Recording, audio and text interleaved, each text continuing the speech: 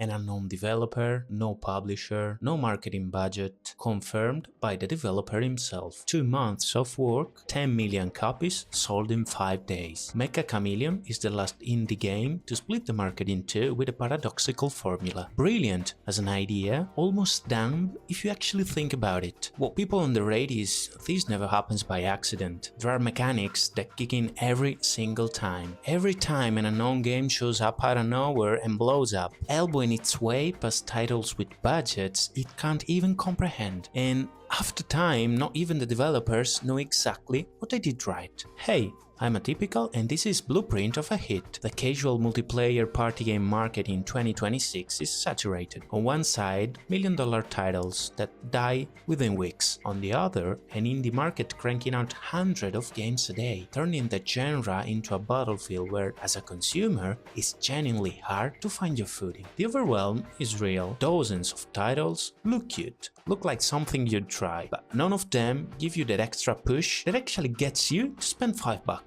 Back in 2020, Among Us proved that viral can be a market force in gaming, not just a meme term. And while that's fuel for small developers, it also spawned a generation of clones that have no idea why Among Us worked the way it did. Enter Meccha Chameleon, a solo Japanese dev, years of overlooked minor projects behind him, working for just 2 months using Epic's free multiplayer tools. On paper, this sounds like a title with its fate already written. Another project doomed to get buried in Steam's endless queue. Meccha Chameleon is literally hide and seek. It's not a battle royale, it's not an extraction shooter, it's not a live service, it's not anything people with million-dollar budgets are chasing right now. It's not even one of those indie games trying to blow minds with atmosphere or deep lore. It's one of the simplest things you could possibly design. Hide and seek. Unique modes, sure, but at its core, hide and seek. Brilliant as an idea, dumb the moment you think about it for more than 1 second. And no, Meccha Chameleon didn't invent hide and seek in party games. What it did was carve out a new, singular subcategory and package it perfectly to break through. And here's the thing, it doesn't matter how good your meat is if you're putting it in moldy bread. Meccha Chameleon had perfect meat and perfect bread.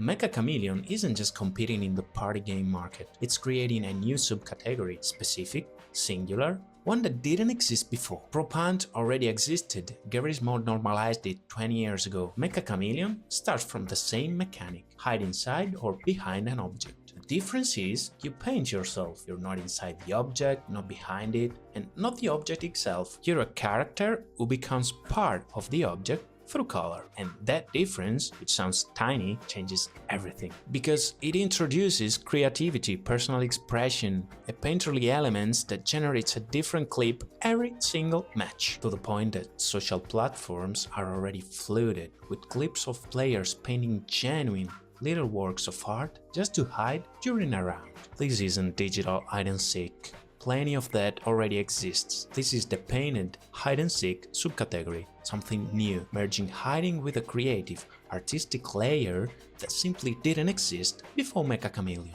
an expression nobody owned yet. The price, as is often the case with indie titles, is next to nothing. The game costs $6. It's easy to shrug that off. Sure, but it's a no-frills indie game, of course it's cheap. But a price point like that has deeper implications. Steam is flooded with cheap indies, but not all of them shoot to the top of the charts just because they're cheap. A price like this doesn't just lower the barrier to entry to almost nothing, it turns a group purchase into an impulsive, consequence-free 5-second decision. The game rejects every model that's become standard in modern titles. No progression systems, no battle pass, no cosmetic stores, no live service structure. And that's exactly what a product with a precise positioning does. It rejects everything that doesn't naturally belong to it. In Meccha Chameleon, that rejection is strategically coherent with an audience that just wants to play immediately with no friction, no complications. Every mechanic in the game exists to make the positioning tangible. The color wheel palette and the eyedropper tool letting you pick the exact color from your surroundings to blend in are the physical embodiment of how art is placed front and center in Meccha Chameleon's vision of hide and seek. Because of this, every match creates moments that are unique and unrepeatable, tied directly to the player's creativity. At the same time, this creates recognizable patterns. Paint yourself badly and the seekers spot you instantly. Paint yourself perfectly and you'll survive completely unseen. No editing needed, no commentary needed. The clips are self-explanatory. They tell their own story. And that's the real key to Meccha Chameleon's success. It's a game built from ground up to spread by word of mouth.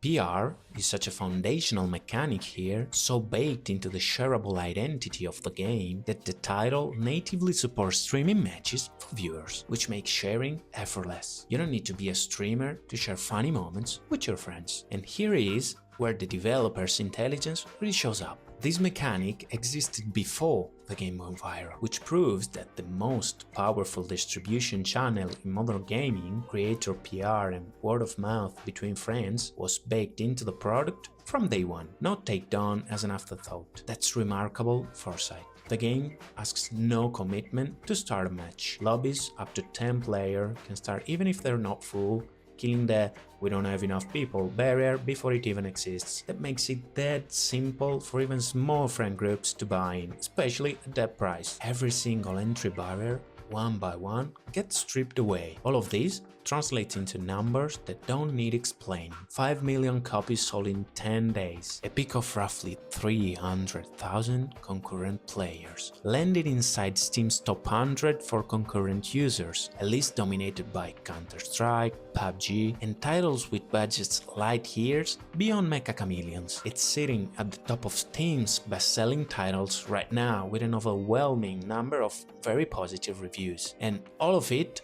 achieved without spending a single cent on advertising, confirmed directly by co-creator Aganero. PR used like this hasn't been seen in a long time.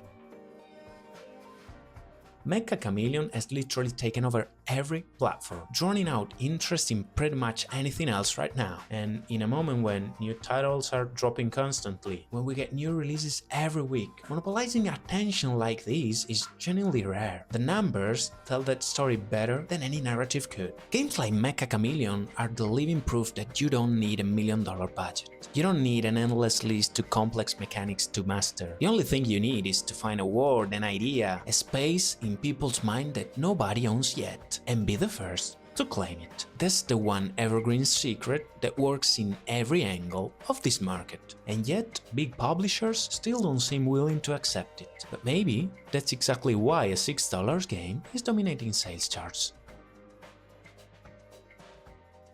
I'm Atypical, and this is Blueprint of a Hit.